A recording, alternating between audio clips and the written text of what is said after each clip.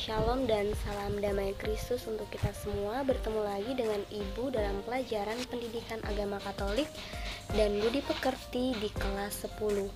Nah, anak-anak, materi kita yang selanjutnya yaitu merefleksikan hasil observasi dalam terang kitab suci dan ajaran gereja. Nah, jadi anak-anak, setelah memperdalam hasil observasi yang kemarin kalian kerjakan, kita perlu merefleksikan hasil observasi tersebut dalam terang kitab suci dan ajaran gereja.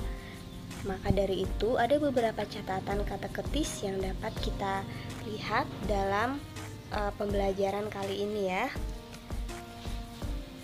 Yang pertama, kita perlu menyadari bahwa sebagai orang muda biasanya cenderung mempunyai hasrat penerima sosial dan pencarian atau keingintahuan yang tinggi.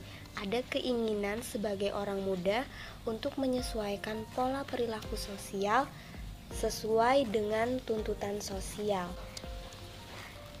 Nah, anak-anak, untuk itu sekarang ini kita cenderung mencari, kemudian ingin tahu dan membuka seluas-luasnya segala informasi.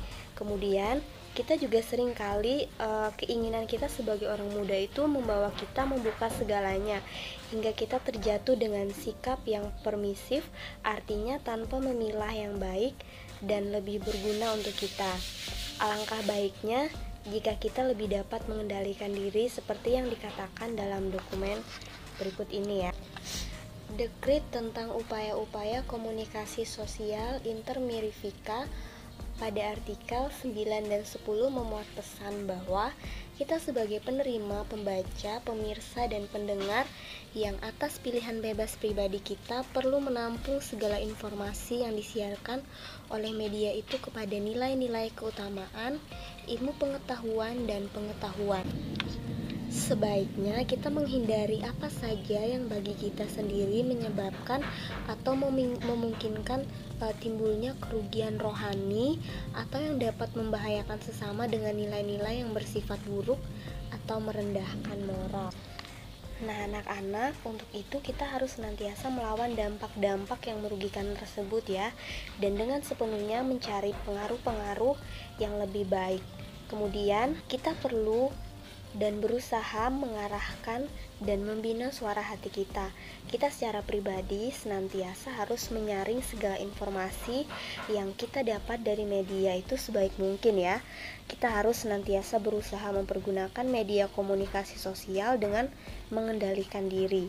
Selain itu, anak-anak, kita juga perlu berusaha memahami secara lebih mendalam apa yang kita lihat, dengar, dan juga baca. Berusaha menjaga dengan sungguh-sungguh supaya tantangan-tantangan, kemudian terbitan-terbitan yang bertentangan dengan iman serta tata susila jangan sampai memasuki lingkup diri kita ya. Selanjutnya, bersikap kritis dan bertanggung jawab merupakan dua hal yang tidak pernah bisa dilepaskan ya. Di satu sisi, kita bersikap kritis, artinya membedakan benar dan salah, baik dan buruk, berguna dan tidak berguna ya.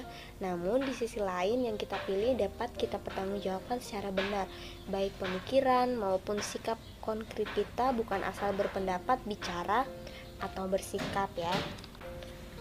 Contohnya yang dilakukan oleh Yesus ketika bersikap kritis atas hari Sabat ya.